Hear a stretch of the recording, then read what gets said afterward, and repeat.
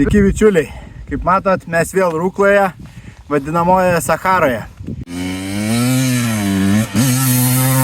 Šiandien čia dėliojame pirmą greituminį ruožą skirtą enduro čempionatui. Na, o kas jūsų laukia balandžio 27 dieną?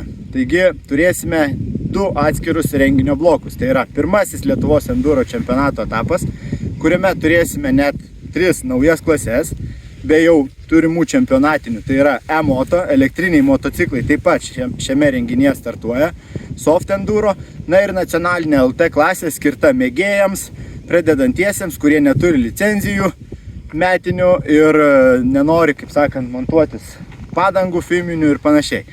Tad tikrai naujos geros klasės, nuostabus greičio ruožai ir įdomus pravažiavimas.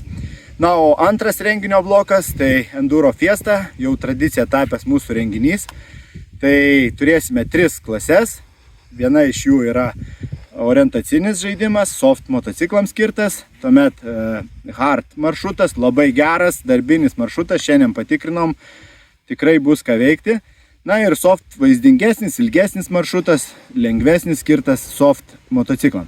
Tad klasių tikrai daug, visiems nuo pradedančio iki sportininko, tad rinkitės ir susitinkam jau tradicinėme renginyje balandžio 27 dieną Rukloje. Iki!